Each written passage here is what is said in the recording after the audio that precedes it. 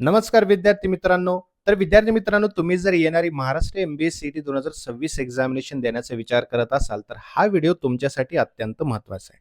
बघा, quantitative aptitude या युनिटमध्ये जे प्रश्न विचारले जातात, त्यामध्ये डी-आय एक असा टॉपिक आहे, ज्यावरती कंपल्सरी प्रश्न येतातच आणि अशा प्रश्नाला सॉल्व्ह करण्यासाठी जास्तीत जास्त वेळ जातो. हाच वेळ एक्झामिनेशनमध्ये कमी लागावा, त्यासाठी आज मी तुम्हाला ट्रिक्स सांगणार आहे.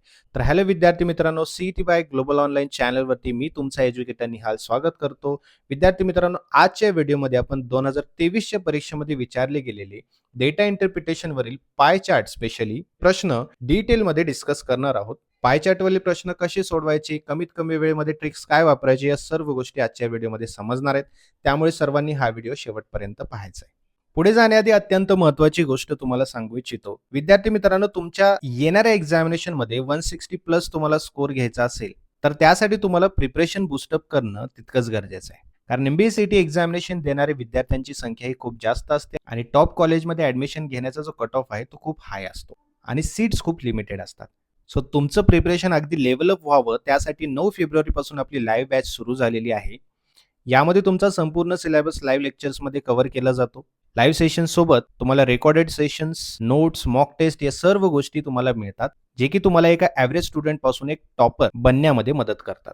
सो विद्यार्थी मित्रांनो, या नंबरवरती आजच WhatsApp मेसेज करून किंवा WhatsApp कॉल करून ही बॅच जॉइन करायची आहे किंवा ग्लोबल ऑनलाईनचं ॲप्लिकेशन डाउनलोड करून ॲप्लिकेशनच्या थ्रू सुद्धा तुम्ही ही बॅच जॉइन करू शकता आणि तुमचं स्वप्न पूर्ण करू शकता. तर विद्यार्थी मित्रांनो, अगोदर आपण दिलेला ग्राफ जो आहे तो व्यवस्थितपणे समजून घेऊया. बघा, पाय चार्ट आपल्याला दिलेला आहे. या पाय चार्टमध्ये इंडस्ट्री, डोमेस्टिक, ट्रान्सपोर्ट, इलेक्ट्रिसिटी आणि अदर्स असे इन्फॉर्मेशन दिलेले आहे. ती एक्झॅक्टली काय इन्फॉर्मेशन आहे ते आपल्याला इथे वाचल्यानंतर कळेल. बघा, basic fuel expenditure of a country is dominated by 4 major uses: domestic, transport, industry and electricity.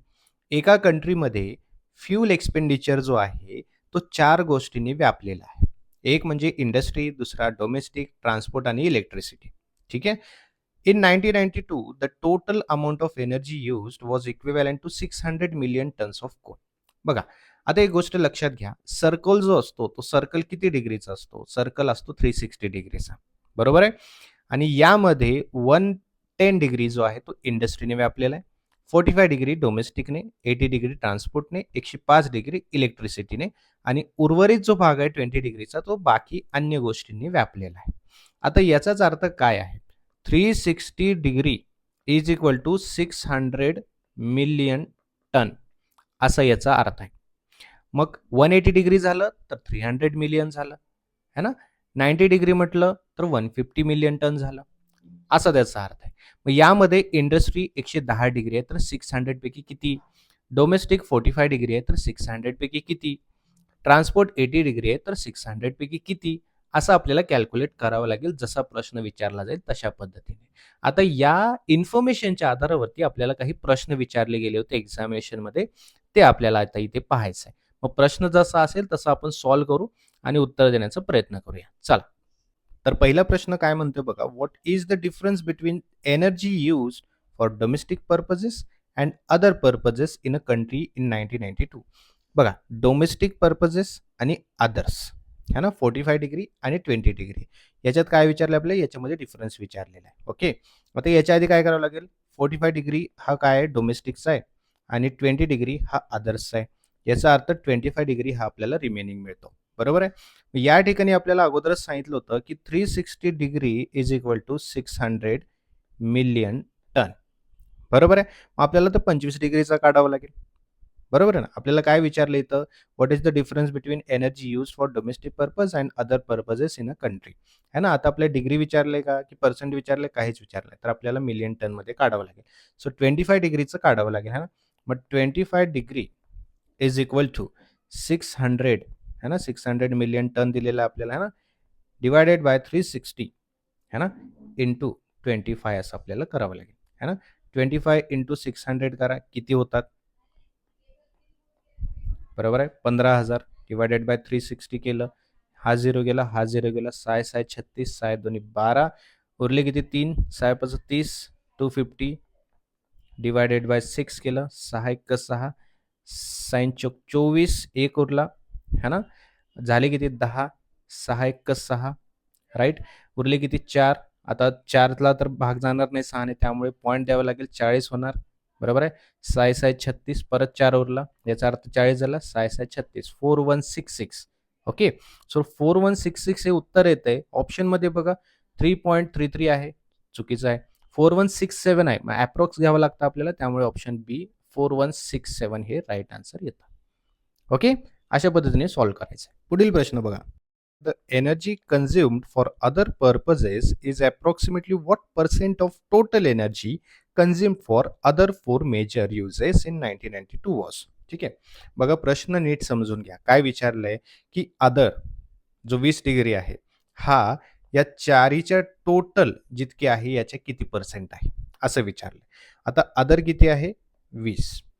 मग 20 याचा अर्थ 360 मधून 20 गेले तर उरली किती 340 है ना. टोटल करायची पण गरज नाही. सो टोटल या चारींचं होतं 340 आणि अदर्स आहे 20. ओके. आता याचं काय करायचं कंपॅरिझन करायचं आणि पर्सेंटेजमध्ये विचारले त्यामुळे इंटू 100 आपल्याला करावं लागेल. 20 एक 20 इथे सुद्धा 20 एक 20 करायचं उरले 14 आणि 20 सत्ते 140 होतात. सो याचा अर्थ असा की 1 डिवायडेड बाय 17 असा उत्तर येतं. 0.5888 इंटू 100 केलं तर उत्तर मिळतं 5.88. सो 5.88 याचा अर्थ काय अप्रॉक्सिमेटली 6% असा त्याचा अर्थ होतो. सो ऑप्शन बी 6% त्याचा राईट आन्सर आहे. पुढचा प्रश्न बघा काय म्हणतोय. If the energy requirement of electricity in 1992 way 350 million tonnes. म्हणजे याचा अर्थ काय इलेक्ट्रिसिटी 105 डिग्री आहे ना. मग 105 degree is equal to 350 million ton असं आहे असं सांगितलेलं आहे प्रश्नामध्ये. ओके. त्याच्या पुढे बघा. The amount of additional primary energy required would be. मग एक्स्ट्रा जी एनर्जी लागणार आहे बाकीच्या गोष्टींना जे लागणार आहे ते किती असणार आहे. मग याचा अर्थ असा की 105 degree is equal to 350 million ton आहे. मग 360 डिग्री इज इक्वल टू किती. मग इथे आपण एक्स मानूया. ठीक आहे. आता आपण सॉल्व्ह करण्याचा प्रयत्न करू. बघा 350 है ना 350 मिलियन टन हे दिलेलं आहे. आपल्याला काढायचं 360चं 360 डिग्रीचं बरोबर आहे. आणि बेस जो ठेवला आपण तो ठेवला 105 डिग्री है ना. मग हे आपल्याला सॉल्व्ह करायचं आहे. आता 350 इंटू 360 करा. किती येतं उत्तर येतं 1,26,000 है ना. डिवायडेड बाय आपण 105 करूया. मग 105चा पाडा तर येणार नाही पण आपण करूया 105 105 है ना. इथे सुद्धा 105 करूया. 105 105 करूया. उरतात किती बघा 126 मधून 5 गेले 121 121 मधून 100 गेले नुसते 21 उरतात है ना. मग 21,000 राहतं है ना. ऑलरेडी तर 1 आलेला आहे है ना. डिवायडेड बाय 105 करूया आपण परत एकदा 105 दोन्ही किती होतात 210 होतात बरोबर आहे. उत्तर आलं 1200. किती आलं 1200. सो 1200 मिलियन टन हे उत्तर यायला पाहिजे. आहे का ऑप्शनमध्ये 600 मिलियन टन नाही. B option 1200 million tons of coal. समजलं ना. काय केलं आपण 350 मिलियन टन हे 105 डिग्रीचं आहे म्हणजे इलेक्ट्रिसिटीचं आहे हे आपल्याला क्वेश्चनमध्ये दिलेलं आहे. परंतु आपल्याला टोटल किती लागेल हे विचारलंय. टोटल किती असायला पाहिजे. मग 360 degree is equal to X केलं आपण. एक्सची व्हॅल्यू काढायची आपल्याला. 350 हे ऑलरेडी दिलंय इंटू 360 काढायचं आहे. बेस आपण ठेवला 105. ठीक आहे. याला सॉल्व्ह केलं 1,26,000 डिवायडेड बाय 105 केलं. 105च्या पाड्यामध्ये 126 येतं का नाही येत म्हणून 105 एक 105 केलं. उरले किती 21,000 बरोबर आहे. मग 21,000ला आपण परत केलं 105ने 105 दुनी 210 होतात. उत्तर आलं आपलं 1200. ठीक आहे. सो 1200 ऑप्शन बी बरोबर उत्तर आहे. पुढील प्रश्न बघा. If instead of coal oil has been used in a industry purpose and if 1 ton of coal is equivalent to 3/4 ton of oil, what approximate amount of oil will be required in the industry. बघा खूप interesting प्रश्न आहे. पहिली गोष्ट तर हे प्रश्न समजून घ्या. इंडस्ट्रीने काय केलेलं आहे की कोलच्या ऐवजी ऑइल यूज केलेलं आहे. ठीक आहे. आता कोलचं कन्झम्पशन जो आहे आणि ऑइलचं कन्झम्पशन जो आहे यामध्ये फरक आहे. तो काय फरक आहे यांनी सांगितलाय की 1 टन ओके कोल जो यूज केला जातो तो इक्विव्हॅलंट आहे है ना 3/4 टन ऑफ ऑइल. ठीक आहे.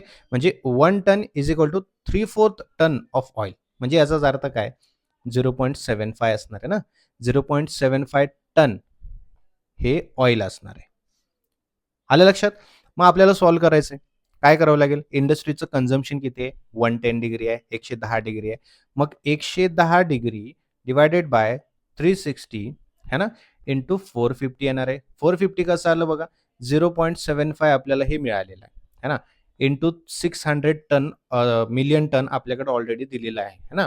मग याचा आन्सर येतो 450. मग 450 आपण इथे घेतलेला आहे. मग 110 डिव्हायडेड बाय 360 इंटू 450 केलं तर आन्सर येतं 137.5. 137.5 हे एक ऑप्शनमध्ये आहे का? 132.6 चुकीचं आहे. 134.6 हे सुद्धा चुकीचं आहे. 126 हे सुद्धा, 122.6 हे सुद्धा चुकीचं आहे. None of this answer correct येणार आहे. ठीक आहे. कारण जवळपास असतं तरी घेतलं असतं, पण इथे जवळपासचा सुद्धा कुठला नाहीये. त्यामुळे ऑप्शन ई नन ऑफ दिस इथे राइट आन्सर करावं लागतं. आलं लक्षात? सो अशाच पद्धतीने आपल्याला सॉल्व्ह करायचं आहे. एक्झामिनेशनमध्ये सुद्धा हे ओव्हरऑल आता आपण पाहिलेले आहेत. पाय चार्ट सुद्धा आलेला आहे. ग्राफ सुद्धा आलेला आहे. 2 वेळेस ग्राफ आलेला आणि एक पाय चार्ट आलेला आहे 2023च्या एक स्लॉटमध्ये. ठीक आहे. सो हे सर्व आपण सॉल्व्ह केलेले आहेत. आता अशाच पद्धतीचे प्रश्न तुम्हाला एक्झामिनेशनमध्ये येतात. कारण फॉर्म्युला सेम असतो, फॉर्मॅट सेम असतो. तसंच तुम्हाला सॉल्व्ह करायचं आहे. आणि या पद्धतीने जर तुम्ही सॉल्व्ह कराल तर 100% तुमचे मार्क्स कन्फर्म मिळणार म्हणजे मिळणारच. आणि या व्यतिरिक्त काही डाऊट असेल तर तुम्ही मला कमेंट बॉक्समध्ये विचारा. मी त्याचं सोल्युशन नेक्स्ट सेशनमध्ये देईन. विद्यार्थी मित्रांनो बघा, बेस्ट MBA कॉलेजमध्ये ॲडमिशन घेण्यासाठी 160 प्लस तर स्कोर तुम्हाला सिक्युअर करावाच लागतो. आणि त्यासाठी तुमचं प्रिपरेशन बूस्टअप करणं, तुमचं प्रिपरेशन अगदी लेव्हल करणं खूप गरजेचं आहे. कारण या परीक्षेमध्ये लाखो विद्यार्थी बसलेले असतात आणि प्रत्येकजण प्रिपरेशन करत आहे, प्रत्येकजण तयारी करत आहे. आणि प्रत्येकाला टॉप कॉलेज मिळणं पॉसिबल नाही, कारण सीट्स लिमिटेड असतात. सो त्यासाठी तुमचं प्रिपरेशनला एक लेव्हल अप करण्यासाठी global online MBA CET 2026 crash course घेऊन आलेला आहे. यामध्ये तुमचा संपूर्ण सिलेबस लाईव्ह सेशन्समध्ये कव्हर केला जातो. जर लाईव्ह सेशन्स अटेंड करता नाही आले तर रेकॉर्डेड सेशन्स सुद्धा तुम्हाला मिळणार आहेत. प्रत्येक टॉपिक तुमचा स्ट्रॉंग करण्यासाठी टॉपिक वाईज MCQs, फुल सिलेबस नोट्स आणि त्यासोबतच फुल सिलेबस मॉक टेस्ट सुद्धा तुम्हाला मिळणार आहेत. आणि विद्यार्थी मित्रांनो, तुमचा कॉन्फिडन्स आणखीन बिल्डअप व्हावा त्यासाठी MCQ सिरीजचं PDF देखील तुम्हाला मिळणार आहे. तर अजिबात उशीर करू नका. आजच ही बॅच जॉइन करायचे. 9 तारखेपासून आपली बॅच सुरू झालेली आहे. तुम्ही सुद्धा ही बॅच जॉइन करू शकता. या WhatsApp नंबरवरती तुम्ही WhatsApp मेसेज किंवा WhatsApp कॉल करा किंवा ग्लोबल ऑनलाईनचं ॲप्लिकेशन डाउनलोड करून ॲप्लिकेशनच्या थ्रू सुद्धा तुम्ही जॉइन करू शकता. विद्यार्थी मित्रांनो, फटाफट प्रिपरेशनला चालू करायचं आहे. आता जितका आपल्याकडे वेळ उरलेला आहे त्या वेळेमध्ये आपल्याला संपूर्ण सिलेबस कव्हर करायचा आहे. सो त्यासाठी तुम्ही काय करायचं आहे, प्ले स्टोअरवरती जायचं आहे, ग्लोबल ऑनलाईन सर्च करायचं आहे. ॲप्लिकेशन डाउनलोड झाल्यानंतर ॲप्लिकेशन ओपन करून स्टोअर सेक्शनमध्ये जायचं आहे. स्टोअर सेक्शनमध्ये एक सर्च बॉक्स दिसेल. सर्च बॉक्समध्ये MBA CET सर्च करून हा कोर्स जो आहे क्लिक करून जॉइन नाव करायचा आहे. So thank you so much विद्यार्थी मित्रांनो. भेटूया पुढच्या सेशनमध्ये.